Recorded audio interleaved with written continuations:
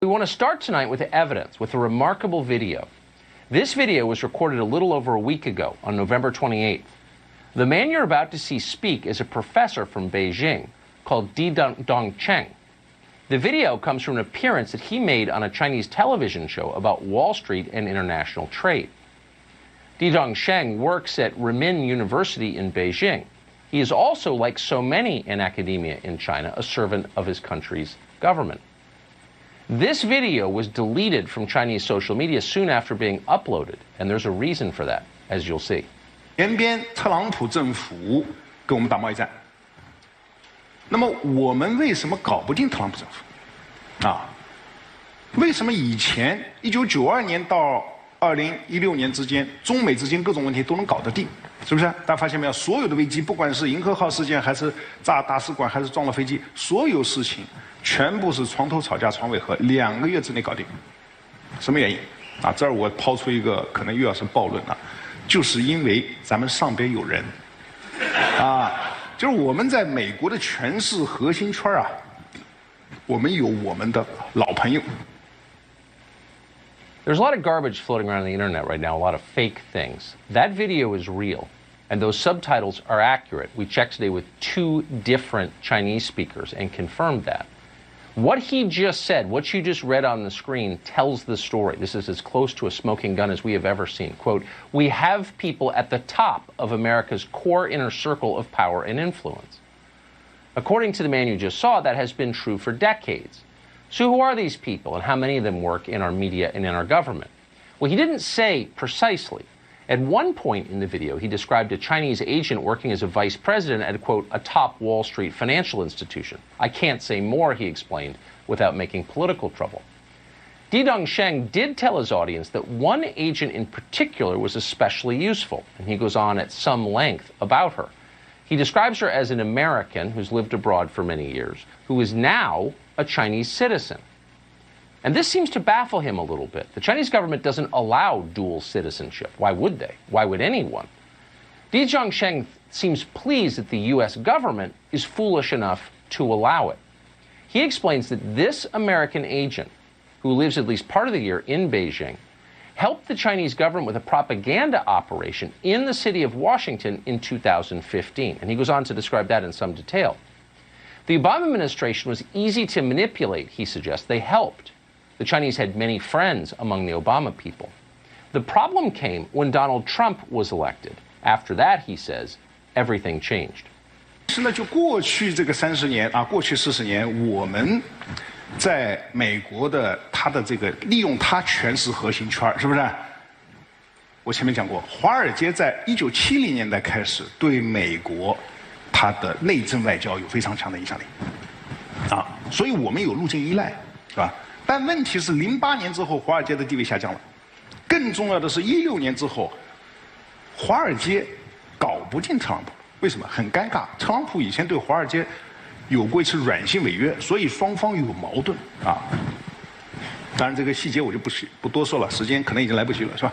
那么，这个中美贸易战过程中，他们也试图帮忙据我所知，美方的朋友跟我讲，这个试图帮忙，但是力有不逮。Since the 1970s, he said, and he's an economics professor, you should know, Wall Street has had enormous influence over the way the United States government operates, over American policy. The Chinese government, he says, has enormous influence on Wall Street. And that arrangement worked very well for a long time. Then Donald Trump unexpectedly was elected in 2016, and Wall Street was infuriated. Wall Street can't fix Trump, he said, but they tried. And this solves the mystery. If you're wondering why our political class has stood by and allowed the Chinese government to degrade this country and our way of life, why they've stood by as the Chinese government has flooded the United States with deadly opioids that have killed hundreds of thousands of people, or have stood by as the Chinese government ripped off billions in intellectual property from our companies, there's your answer.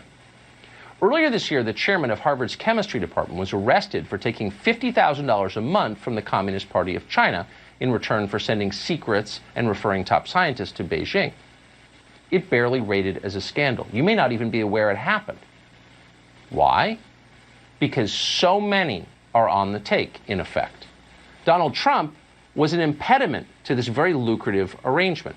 And for that reason, Di Zhangsheng explains in the video, America's most powerful elites, and he calls them that, got to work on electing a new president. Again, read the words at the bottom of your screen as he speaks. 但现在呢？现在我们看到拜登上台了，传统的精英、政治精英啊，这个建制派，他们跟华尔街的关系是非常密切的。所以大家看到吧，拜登的儿子被特朗普说你在全球有什么基金公司，发现没有？谁帮他建的基金公司啊？明白吗？这个都有买卖啊。